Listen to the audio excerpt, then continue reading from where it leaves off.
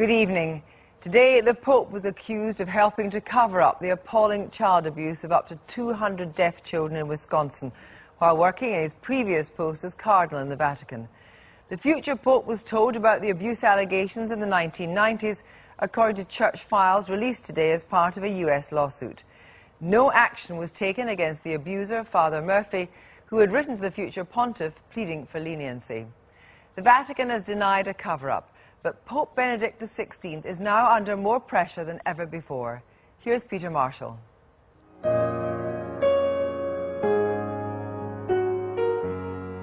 Close to home and far away, the Catholic Church proudly boasts of its universality. This is a scandal that now hits it everywhere. And for the first time, the Pope himself stands accused of a cover-up. The Pope in his office had this case. He had bishops in Wisconsin virtually begging him in his office to take this man out of the priesthood. And they couldn't do it. I mean, if you have a priest thousands of miles away molesting children, and that bishop says, we've got to get him out of ministry because he is so dangerous, and the Vatican says, no, we're not going to do that. For whatever reason, there's something terribly wrong with an institution like that.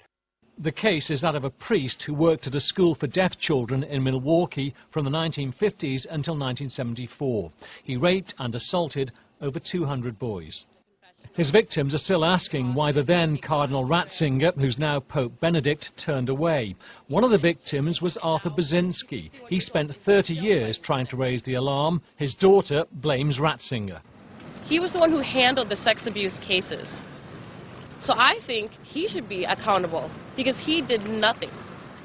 The priest, Father Lawrence Murphy, was quietly moved from the school but continued working freely with children in Wisconsin until his death 24 years later.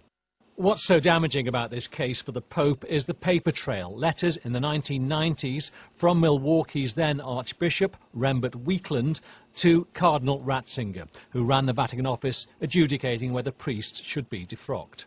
On July the 17th, 1996, the Archbishop tells the Cardinal, I am writing to inform you of two situations in which two priests of this archdiocese have been accused of solicitation of a penitent so as to commit a sin against the sixth commandment of the Decalogue.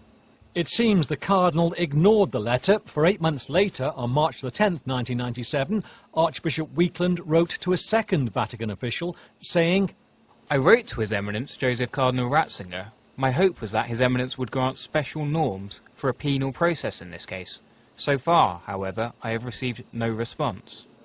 At this point, Cardinal Bertoni, on Pope Benedict's right here, today he's the Vatican Secretary of State, intervened, initiating a secret canonical trial of Father Murphy. But in January 1998, this was suddenly stopped when Murphy himself wrote to Cardinal Ratzinger.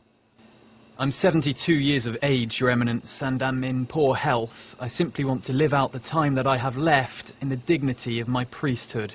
I ask your kind assistance in this matter.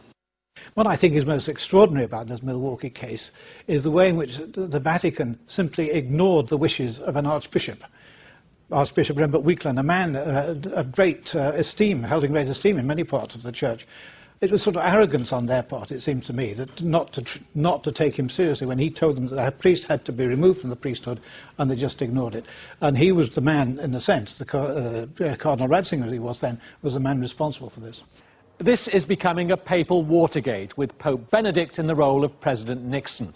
It's not the crime, the sex abuse practiced by some priests, it's the cover-up. And every week, it seems, that gets closer to the man the Church holds is God's representative on earth. Bad enough, the perpetrators using the authority of the Church to commit their crimes, but just as shocking, the allegation the man who's now Pope deployed pontifical secrecy to bury the truth. Only last week, the Pope issued a letter to Irish Catholics in which he reprimanded Ireland's bishops for failing to show leadership over sex abuse cases. Now it's his ultimate leadership in question. In a sense, if popes can have egg on their faces, I would have thought that he had egg on his face. I mean, it has come back and to haunt him, exactly what he accused the Irish of. He could almost now be accused of the same thing. Failing in his duty. Failing in his duty. Today in Rome, a group from Milwaukee tried to take their questions for the Pope direct to the Vatican. They were briefly detained by the police. to say, as they have been, that Cardinal Ratzinger courageously went after sex offender priests when he was running the congregation, which was his responsibility to do that, you can see from this case that is absolutely not true, and he needs to explain to these victims. There's a medieval aphorism which runs, "The Pope is judged by no one." It may be that this Pope finds that for millions of Catholics that no longer applies.